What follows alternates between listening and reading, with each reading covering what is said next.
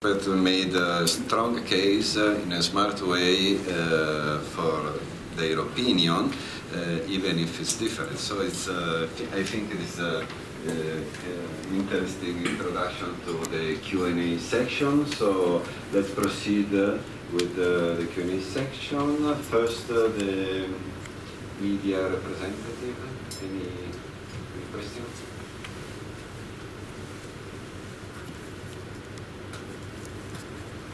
So maybe I will start. Because I was thinking to highlight why, contrary to everybody's expectation, contrary to the expectations of Governor Kuroda, the introduction of the negative interest rate policy has not provoked the side effect of a weakening of the yen, and quite to the contrary. So, what do you think, we'll ask to both for you, was the main factor, main reason for this unexpected outcome of, and what do you think in general of the negative interest policy in the Japanese financial system?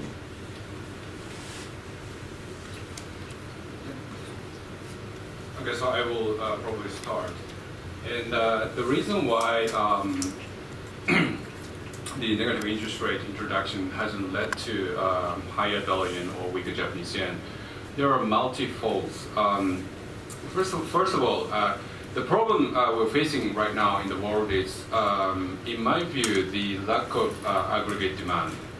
And in this situation, even if Japanese yen successfully weakens, that's gain for Japan, but that's someone's loss. And when you see,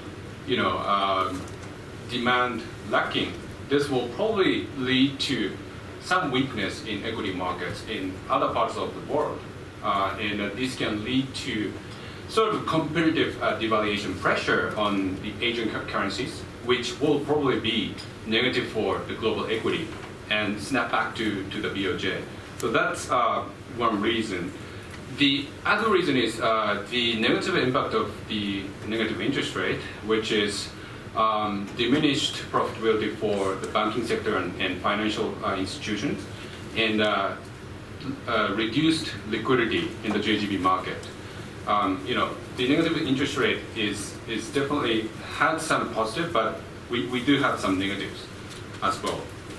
And I think, as I said, at the moment, return of capital is probably more important than return on capital, which means, we have 20 bips cut in the short-term interest rate, and we've seen quite drastic reduction in every part of the JGB curve. But that's probably not enough to really accelerate risk-taking.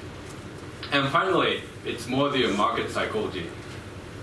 In 2016, the BOJ is not in the central stage, not in the center on the stage in the financial market. Other things are happening in China, US, Europe, Middle East, and the BOJ's policy is probably 1 or 2 dimensions lower than these, factors. And so the last point is really retrospective, so we can't really fault the BOJ after the fact. But what has happened is the BOJ tried to defend 115. Whatever the truth is, that's our perception. That's the financial market's perception. They tried to defend 115, and they did not succeed. And that is retrospectively weakened the power of the BOJ's policy put. Right? If they tried and if they couldn't do, then that's that has a psychological impact to the market. Okay, I generally agree with Yamada-san's view on how the BOJ's negative rate policy failed to reverse the yen trend.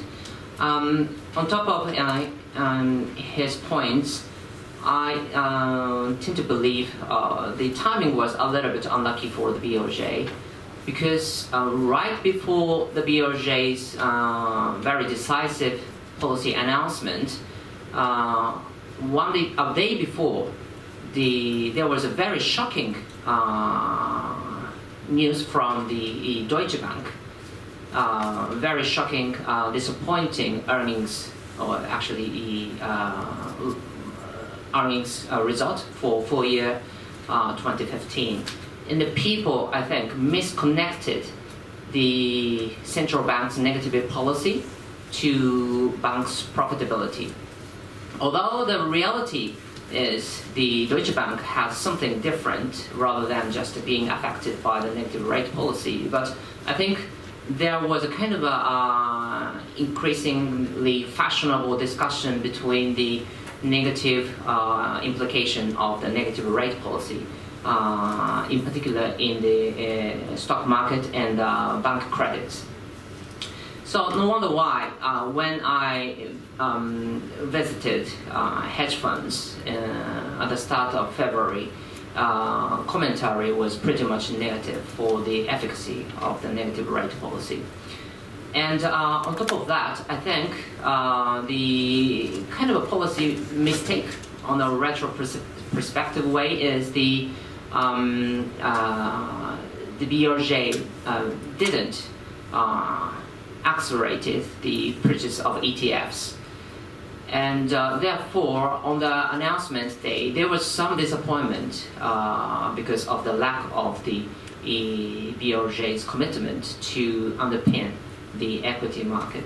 Therefore, the kind of a risk of sentiment prevailed, and that was another reason of the, I think, Dalian weakness in spite of the very impressive